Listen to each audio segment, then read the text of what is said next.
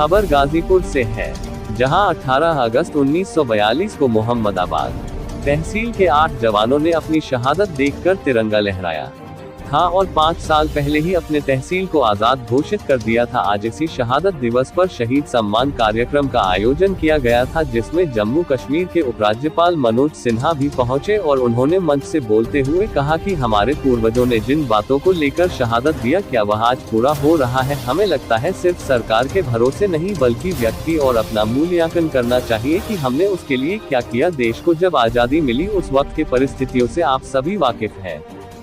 11वीं शताब्दी में भारत विश्व का सबसे धनी देश माना जाता था और जीडीपी में 33% हिस्सेदारी थी। आज दुनिया के विकसित और शक्तिशाली देश जो माने जाते हैं और यूरोप को मिला दिया जाए तो उनका कंट्रीब्यूशन 5% से कम था। अमेरिका जैसे देश का 0.5% था। 15वीं शताब्दी आते आते विश्व कंट्रीब्यूशन में भारत 25% था। एक शोध के अनुसार इंग्लैंड सबसे धनी इस कारण हुआ क्योंकि वह भारत से $3000 बिलियन से अधिक धन यहां से लूट कर ले गया और आज हम अपने स्वतंत्रता सेनानियों के बलिदान के कारण हम खुली हवा में सांस ले रहे हैं। जब इस देश को आजादी मिली और 1950 के आसपास अनुमान लगाया गया जो 15वीं शताब्दी में हमारा कंट्रीब्यूशन 25% था, वह 1950 में मात्र 4% रह गया था। वही जो अब 2023 में जो सर्वेक्षण हुआ है उसके अनुसार वर्ल्ड जीडीपी में भारत का योगदान 15% हो गया है। हमें लगता है कि अब हमारी यात्रा अपने गौरव की तरफ जाने के लिए प्रारंभ हो चुकी है और इस यात्रा में सभी लोगों को अपना योगदान देना होगा। हम अपेक्षाएं बहुत करते हैं, अधिकारों की बात करते हैं और यदि हम अपने कर्तव्यों का भी ध्यान रखें तो हमारे अनुकूल होगा, क्योंकि पूरा विश्व हमारी तरफ आसरा की निगाहों से देख रहा है।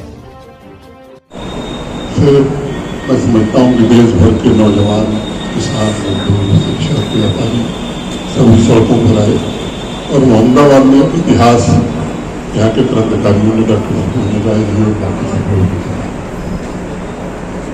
लंबा समय हो गया उनकी शहादत की वजह से देश आजाद हुआ। मुझे लगता है कि इतने वर्षों बाद सबको ये मूल्यांकन करने की जरूरत है जिन उद्देश्यों को लेकर के, जिस देश के निर्माण की कल्पना को लेकर के महान लोगों ने शहादत दी थी, उसमें हम कितना पा सके। मुझे लगता है कि केवल सरकारों के भरोसे नहीं, व्यक्ति और भारत के नागरिक के नाते हमको भी अपना मूल्यांकन करना चाहिए कि हमने उसमें अपना क्या योगदान दिया। देश को जब आजादी मिली थी, परिस्थितियों से आप सब वाकिफ हैं, अनेक विद्वान लोग बैठे हैं। 11वीं शताब्दी के आसपास दुनिया का सबसे धनी देश हमारा हुआ करता था भारत। और वर्ल्ड जीडीपी की मैं बात करूं, उसमें भारत का जो हिस्सा होता था लगभग 33%, 33% हुआ करता था। आज जो दुनिया के विकसित देश माने जाते हैं, सबसे शक्तिशाली देश माने जाते हैं, पूरे यूरोप को मिला दीजिए तो उनका कंट्रीब्यूशन 5% से कम था और अमेरिका जैसे देश का कंट्रीब्यूशन 0.5% हुआ करता था। 15वीं शताब्दी आते आते गिरावट हुई, बावजूद इसके भारत का जो कंट्रीब्यूशन वर्ल्ड जीडीपी में था वो 25%, 25% हुआ करता था। वही यूरोपीय पुनर्जागरण का कालखंड है, यूरोपियन रेनेसांस है। और 14वीं 15वीं शताब्दी से लेकर के और आजादी हासिल होने तक एक लंबा कालखंड था जब देश में विदेशी आक्रांता आए, लंबे समय तक गुलाम रहे, संपत्ति सब कुछ लूट करके ले गए। नए जो शोध हुए हैं दुनिया भर में, खासतौर से दुनिया के इकोनॉमिक्स ने जो शोध किया है, उसमें उनका मानना है कि इंग्लैंड इसलिए धनी हुआ क्योंकि भारत से $3000 बिलियन से ज्यादा पैसा लूट करके इंग्लैंड के लोग ले गए। हमारे महान स्वतंत्रता सेनानियों के संघर्ष के कारण हम खुली हवा में सांस ले सके। जब देश को आजादी मिली 1950 के आसपास जब अनुमान लगाया गया तो यहाँ 15वीं शताब्दी में हमारा कंट्रीब्यूशन 25% था। 1950 में वर्ल्ड जीडीपी में हमारा कंट्रीब्यूशन 4%, 4% रह गया।